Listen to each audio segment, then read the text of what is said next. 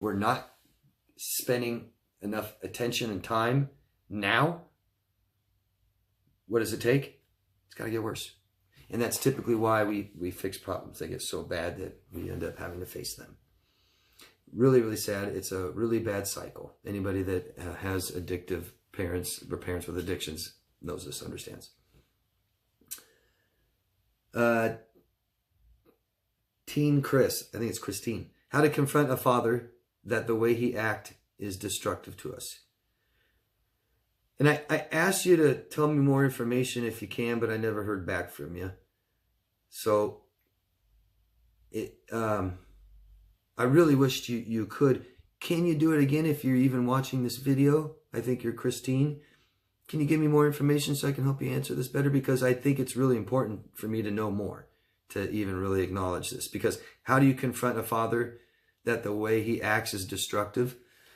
Well, why are you confronting him?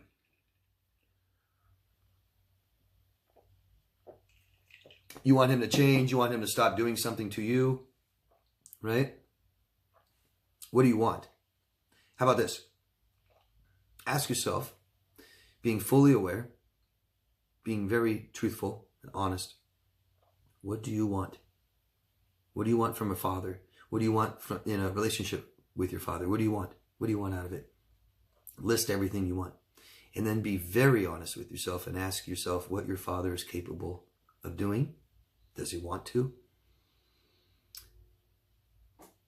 You're probably at least an adult, meaning your father has got some age under him, I'm sure.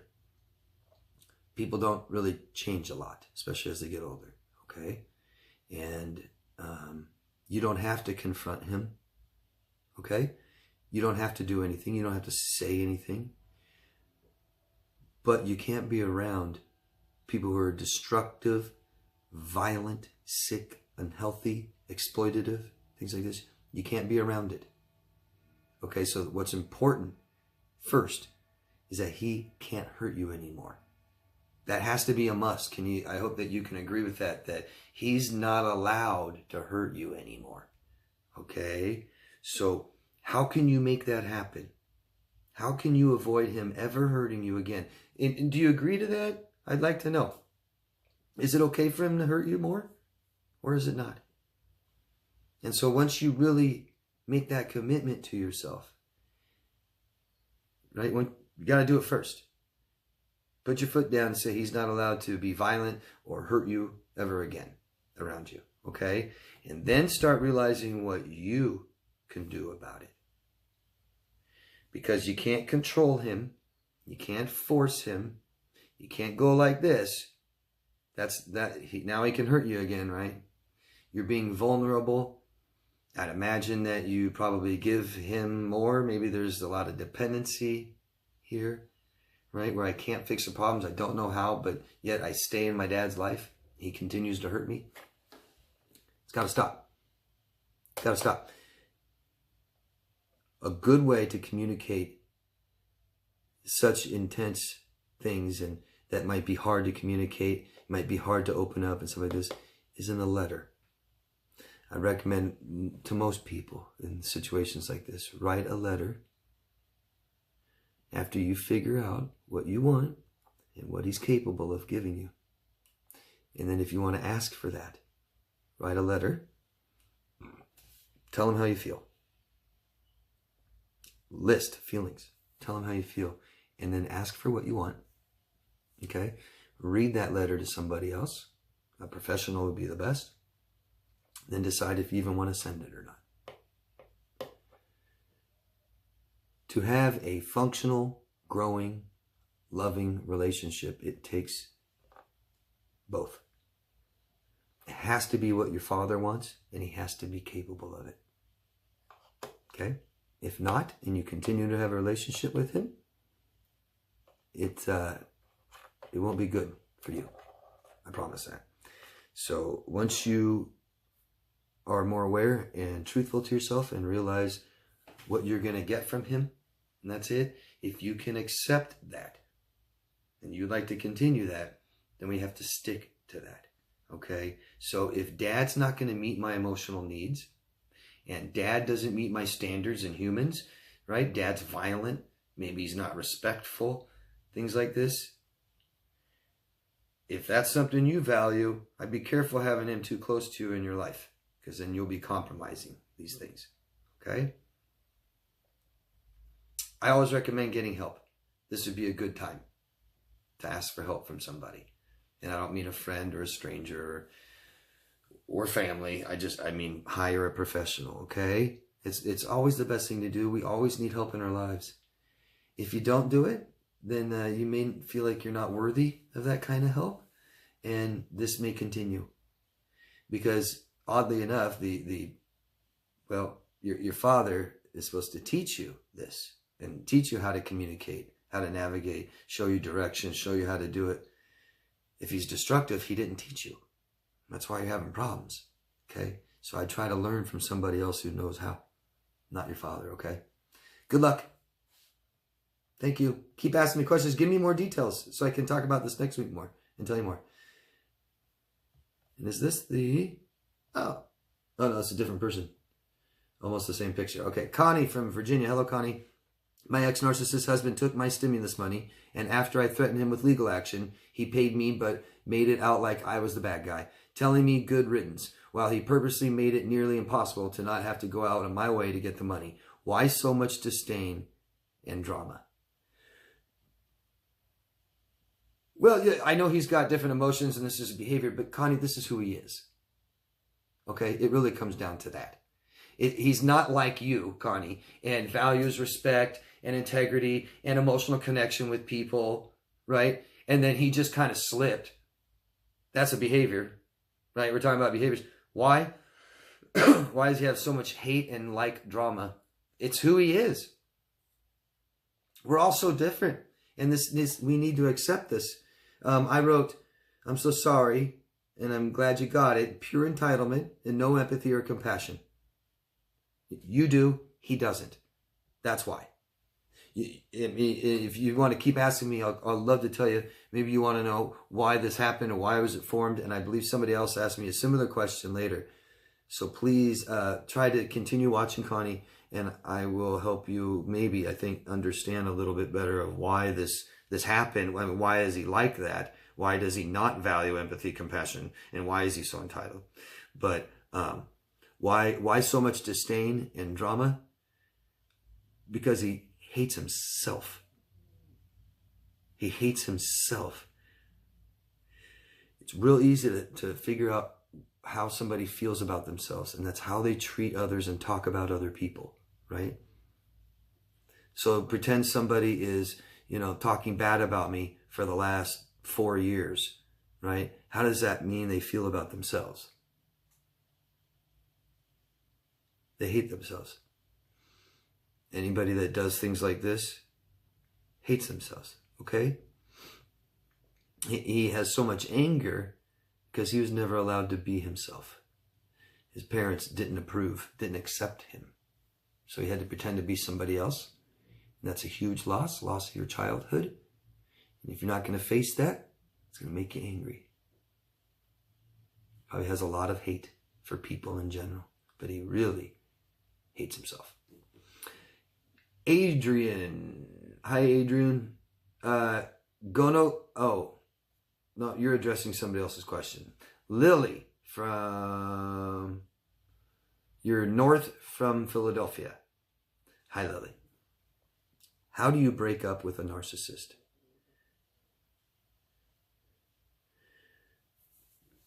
I don't think the breakup is hard. You guys probably do that all the time. Right? Typically, what is it? I can't remember, 6 to 9 times.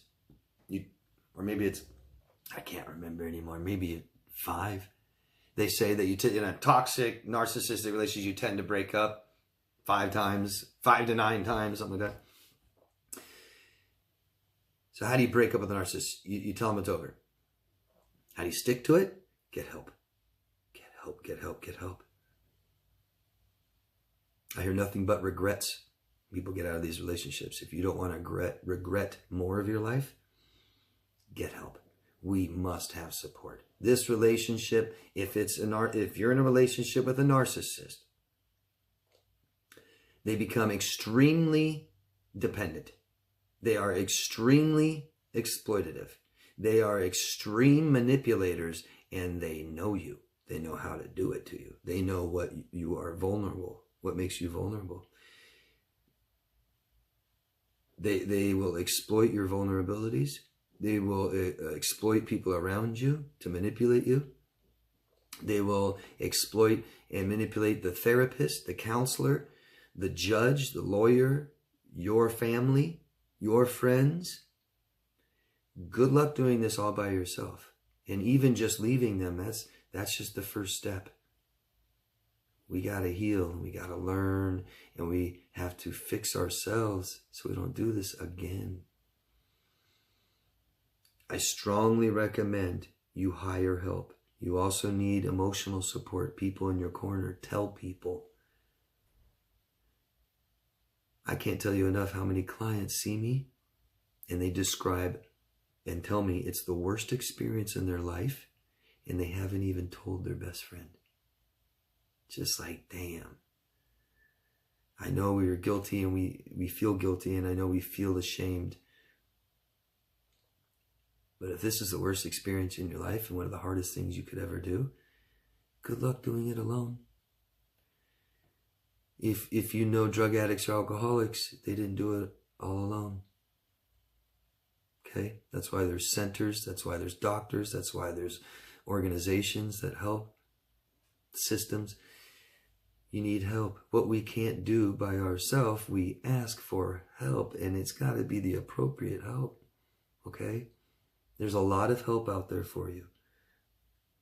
I hope you feel worthy of that help, and I hope you feel worthy of however much it costs. I know biggest reason people tell me is I can't afford it. There's some cheap professionals out there, and it doesn't mean they're bad.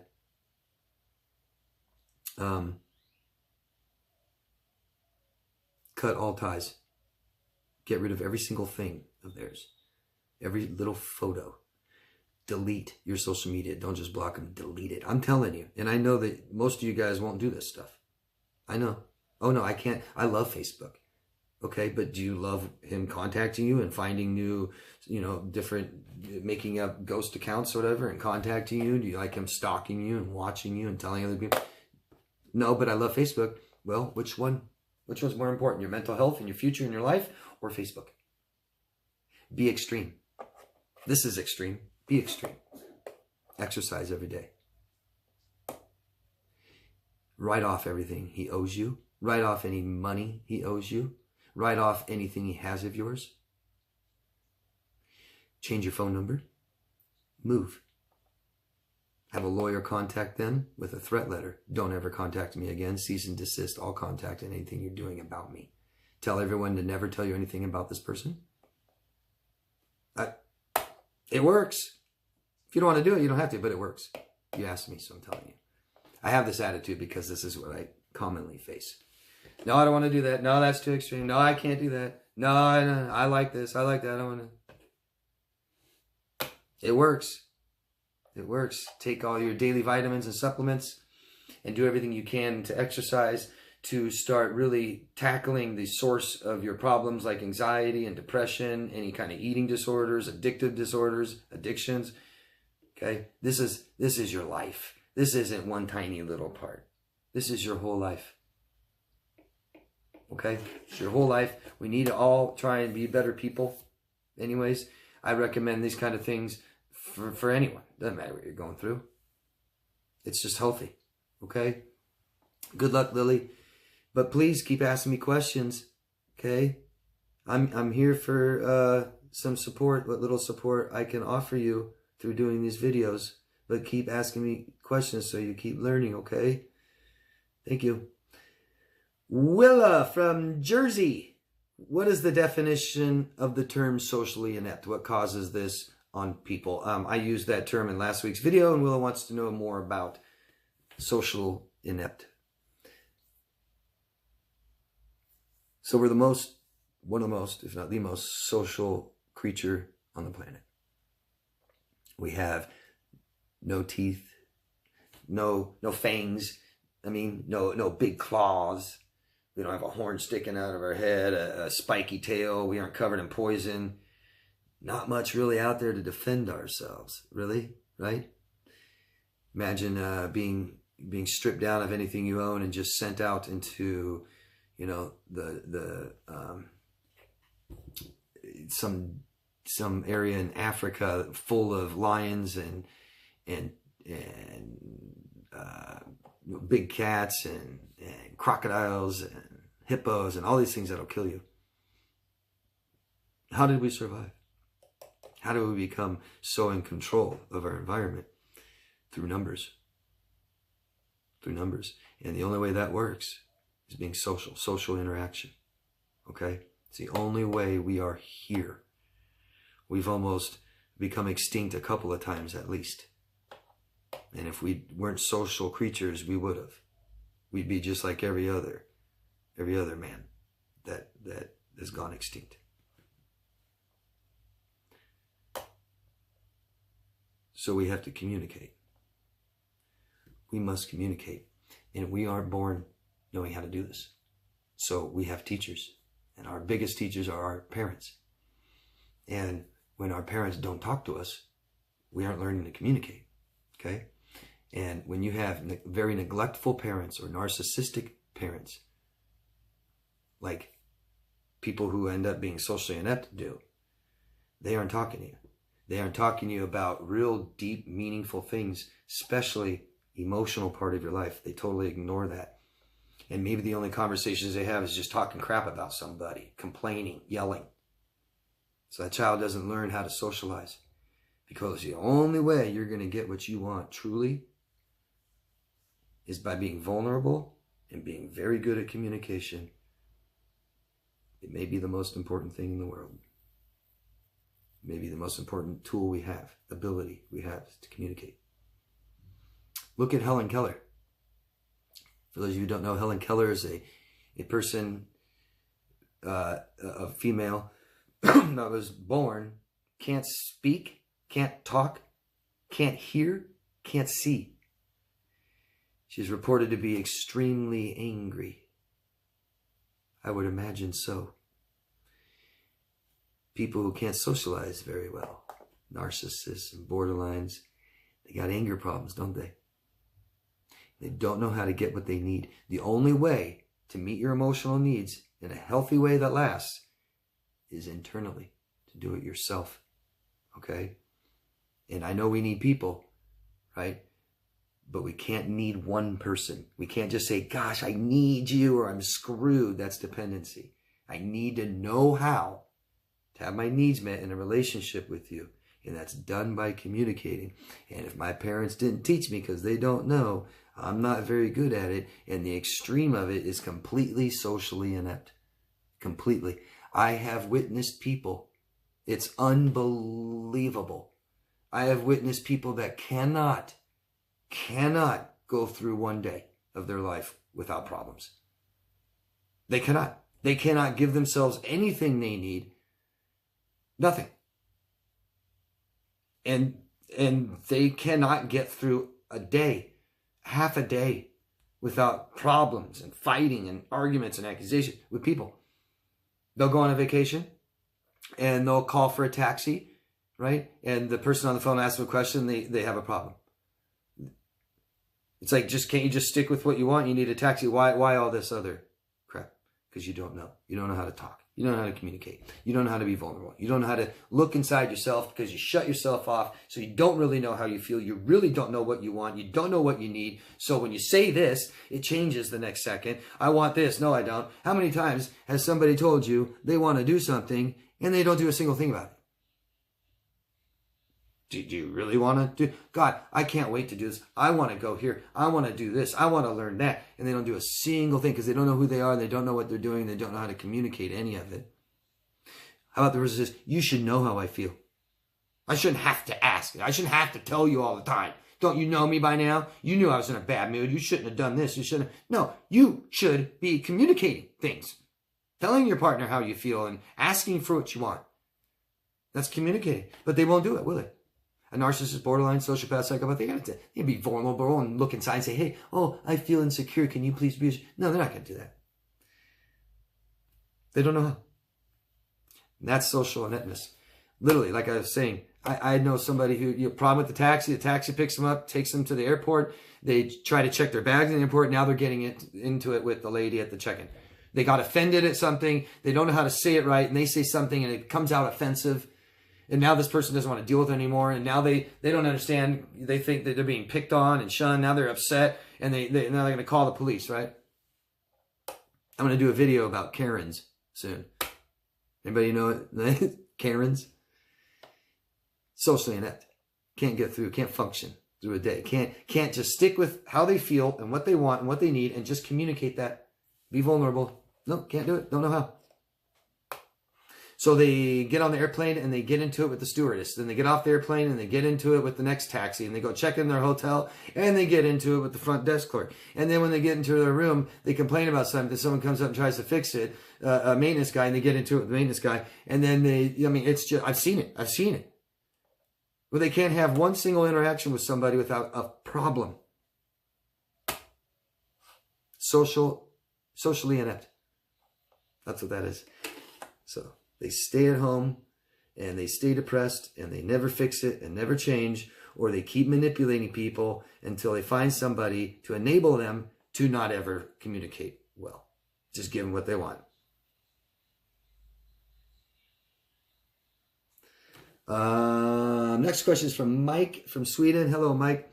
Thank you for all you do, David. You have helped me so much in getting through and understanding narc abuse. This whole experience forced me to look within and address my childhood wounds. I'll never put up with anything like this again. It feels fantastic to finally have boundaries and a greater, deeper sense of self-awareness. Many thanks. Thank you, Mike. I read this to inspire people. And I love, because right when you said, it feels fantastic to finally have boundaries, I was going to say, well, that's yourself, to find yourself. And you said a greater, deeper sense of self-awareness. Good. Good. Adrian from the United States. Hello, Adrian. Thanks for answering my question. You are welcome. When a narc develops narcissism, at what age does this condition freeze across their whole personality so that there is no going back to living normally? Well, this is a developmental problem. So I don't think they ever did live normal. I don't think they turned into a narcissist. I think they did not develop into a high-functioning adult. And development is crucial. Well, let me say, every year of a child's development, every day is just crucial. And I use this example a lot. I'm going to use it again. Any of you ever experienced a bad person in high school, a mean person, a bully in high school, and then you see them out of high school, you see them in your 20s, you see them in college or after college, and they seem decent? They probably are. They finish developing. So we develop our personality at the end of childhood, going into adulthood. We start to begin to develop our personality. And that bully finished developing, or at least finally developed, empathy. That person never developed empathy until their 20s, say. So a narcissist who doesn't develop into a high-functioning emotional adult, right, may never have empathy. Okay? I believe narcissistic personality disorder is a developmental disorder. You can think of us all as narcissists, as children. That's why we don't diagnose children with personality disorders. Some doctors do. Some you can identify it early, borderline, antisocial, things like this. And they call it different things. But they're still developing. So you're going to have an 8-year-old with high narcissistic tendencies, right? They're going to be very selfish. They're going to exploit people, and they're going to not have empathy. And they're going to be grandiose. I'm the best. I'm number one. That's your narcissist, child. But we hope to develop these children into functioning adults, high functioning, the best. And that takes the parents, takes parenting, okay? And so it's not really particularly an age that you develop narcissism. I think there's an age where you develop into an adult, and narcissists never did. A lot of narcissists don't even use their prefrontal cortex very much. I hope that answers your question, Adrian. I appreciate all of your questions. Please keep asking me, okay? Let me know what you think of that, and keep asking. Thanks. Deeper Roots, Higher Self. And if I remember right, you're from Germany. I'm sorry if I'm wrong, but I think you're from Germany.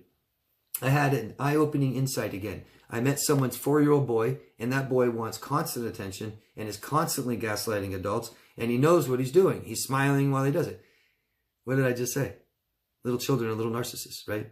Doesn't mean he's going to be. Well, let me finish. He's smiling while he does it. He's just learning to get things this way, learning to manipulate people. That's what his parents are teaching him. His parents aren't really focusing on his emotions and how he feels and asking about this, right? And they're just responding and reacting to everything he does and not holding him accountable or responsible. They're rewarding this bad behavior. And this boy totally reminds me of the borderline narc I unfortunately dated. Good. And also my mother, but she has a different, more evil and subtle kind of manipulation. Sounds passive-aggressive, covert. I wonder whether narc parents produce sensitive people with highly connectivity who bend over backwards for others, and whether empathic, overly patient parents produce narcissistic children, or whether that's just a phase with that little boy. But I totally recognize the narc behavior. And you know, narcissistic personality disorder is still trying to be understood fully by doctors and scientists. And so there's not a total clear-cut definition of why. I believe I understand it pretty well. But it doesn't take narcissist parents. It doesn't take really great spoiling parents. It's a mixture. And you don't have to be good or bad people to raise a narcissist. I've seen beautiful, beautiful people really raise narcissists. And typically it's a pattern that they were in. Typically it's one of their parents who is narcissistic, and this is how the child responds to the narcissist, and then they grow up and didn't heal, and they're still responding to people this way, and they literally formed a narcissist, if that makes sense. Meaning, I don't believe I'm equal to my parents because my parents treat me like I'm unequal. And so everybody's more important than me. And that could transition to your own children. You know, I hear this a lot, right? You guys all hear this a lot. All I care is what my child needs. No, I don't care what I need. I'm just going to be there for my child. Screw myself. I'm staying together for my children. Yeah, you're not doing your children any good. No. Okay? So I don't know if that answers your question. Please let me know. But interesting, or I don't know if you really had a question, but it's interesting observation, isn't it? You noticed your disordered, personality disordered ex you identified similar behaviors to a 4-year-old. Pretty pathetic. Anyone immaturity, right? Narcissists are just extremely immature. My God. All right. Jennifer Ellis from the United Kingdom. Hi, Jennifer. Speaking out and have what you say validated. Thanks, David. Good to see you. Thank you, Jennifer. Thank you for telling me. I appreciate that so much. I really do, you guys. And you guys give me great feedback, even negative feedback. I want to be better, but I really like to hear how it helped you guys. That's nice, right? That's why I do this. Thank you. Emily from Latvia. Hello, Emily. Thank you very much for making this video. I just want to check in and let you know it's been 12 months going no contact from my ex-narcissist, and I went on a first date with a new guy. What?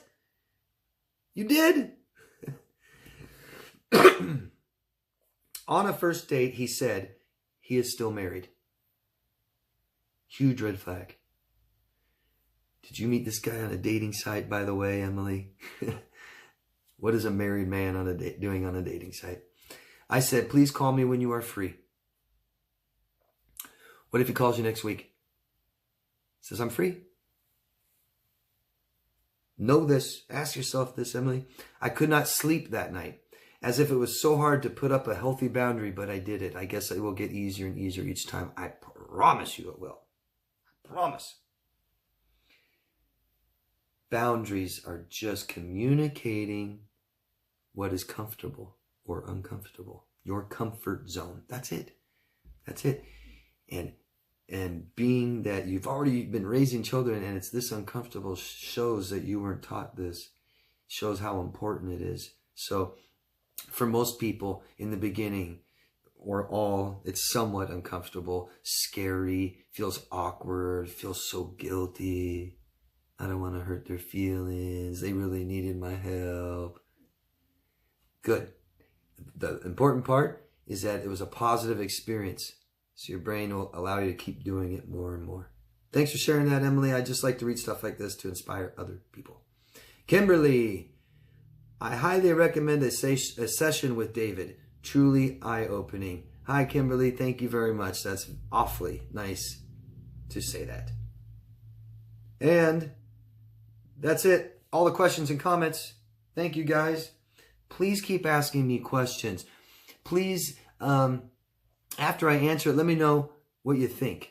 Okay? I'm not just to stroke my ego. I want to make sure you understand this form of communication can be difficult. And I'll reply and respond to your guys' questions and comments quite often, and I never see a reply, or I'll say it in a video and I don't hear from you guys, so I'm not sure if you guys even get it.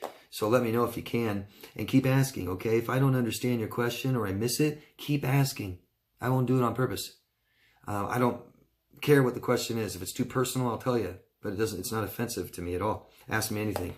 I want everyone to be involved here. I want people to get better and heal, become better people, okay? Thank you, all of you. Anyone interested in coaching, daviddemars.com. Love yourself first, and I will see you next week. I hope everyone had a happy Easter this weekend. If not, next year. Thanks. Bye-bye.